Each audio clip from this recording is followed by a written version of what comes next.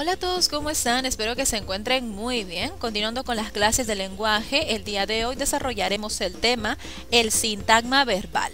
Recordando un poquito la clase anterior, ¿qué son los sintagmas? Los sintagmas son un grupo de palabras que están relacionados entre sí, o sea que este grupo de palabras tiene cierto sentido. Si bien es cierto, no posee un mensaje completo, pero tiene sentido al conformar este grupo. Bueno, este grupo está compuesto por un núcleo específico.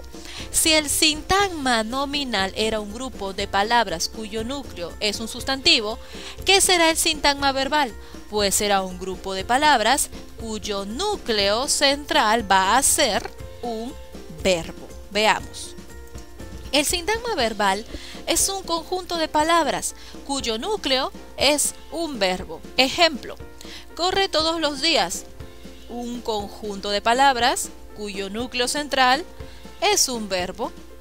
Corre es el núcleo de este sintagma verbal y las demás palabras son simplemente complementos.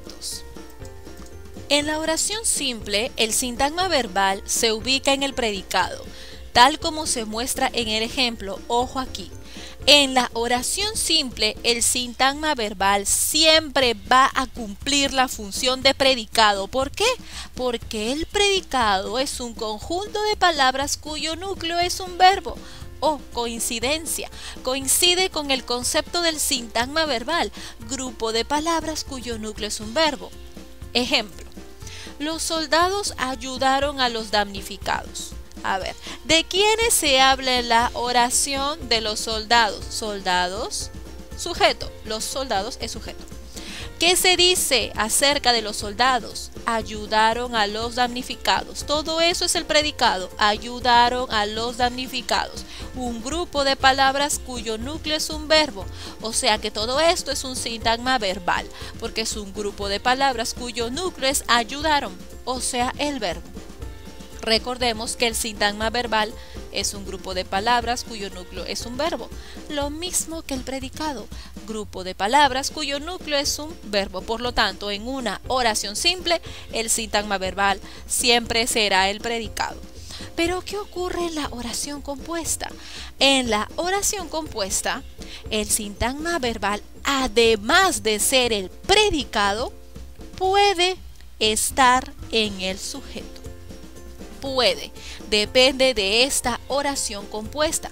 Recordemos que la oración compuesta es aquella oración que está formada por dos o más verbos y estos verbos están distribuidos tanto en el sujeto como en el predicado. Ejemplo, los que defienden a la patria ayudaron a los damnificados. Encontremos el sujeto. ¿De quiénes se habla? ¿Quiénes ayudaron? Los que defienden a la patria. Los que defienden a la patria es sujeto. Bien, ¿qué se dice de ellos? Ayudaron a los damnificados. Ayudaron a los damnificados es el predicado. Por lo tanto, todo ello es el sintagma verbal, grupo de palabras cuyo núcleo es un verbo. Ayudaron. Hasta ahí todo bien. Voy a enfocar mi mirada en el sujeto. Los que defienden a la patria. Resulta que este sujeto tiene un verbo dentro, defienden. Claro, esto es propio de la oración compuesta. Los sujetos pueden tener un verbo. Y en este caso, el sujeto tiene un verbo, defienden. Entonces, ¿cuál sería el sintagma verbal? A ver, el sintagma verbal sería defienden a la patria. Grupo de palabras cuyo núcleo es un verbo, defienden a la patria.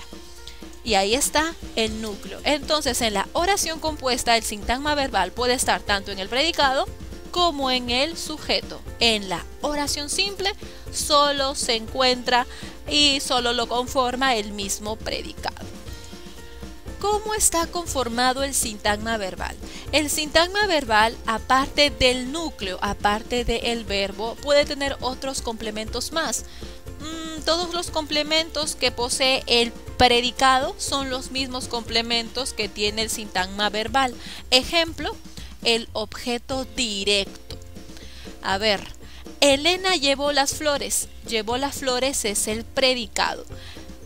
¿Qué llevó Elena? Las flores, objeto directo, o sea que el sintagma verbal puede tener dentro de su grupo un objeto directo. Siguiente, puede estar conformado también por un objeto indirecto. Ejemplo, compró galletas para los niños. Predicado, compró galletas para los niños. ¿Para quién compró galletas para los niños? Objeto indirecto. Este es un complemento que puede estar dentro del sintagma verbal.